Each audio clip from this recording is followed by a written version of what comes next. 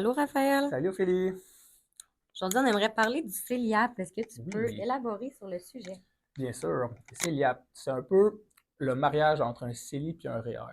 Donc, le CELI, les gains sont libres d'impôt, comme dans le CELIAP. Puis le REER, on a une déduction dans le revenu. Donc, comme le CELIAP aussi, on a une déduction dans le revenu. À qui s'adresse le CELIAP?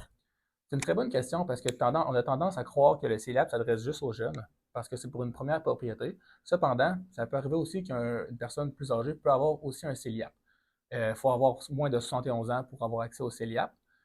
Faut être aussi un résident canadien. Puis la règle la plus importante, il faut être le conjoint ou soi-même, pas être propriétaire depuis 4 ans dans une propriété.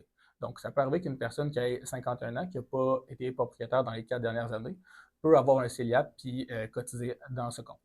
Est-ce que le CELIAP remplace le RAP ou les deux stratégies peuvent être utilisées ensemble?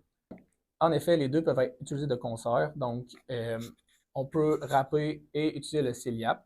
Le rap, maintenant, on a le droit jusqu'à 60 000. Le CELIAP, on a le droit jusqu'à 40 000. Et on peut fusionner les deux pour avoir un total de 100 000. Le rap, pour mettre en contexte, c'est on sort les REER pour utiliser soit pour la mise de fonds ou pour utiliser soit pour la taxe de bienvenue ou peu importe l'utilisation. Dans les prochaines vidéos, on va approfondir encore plus le CELIAP. On peut penser à des stratégies qui sont plus complexes, par exemple avec le RAP. Donc, on peut, comme je disais, combiner les deux ensemble. Donc, sortir du RAP pour cotiser au CELIAP. Il y a quelques règles qu'il faut prendre en compte, mais c'est des choses qui sont possibles. Donc, on va pouvoir approfondir ce genre de stratégie dans les prochaines vidéos.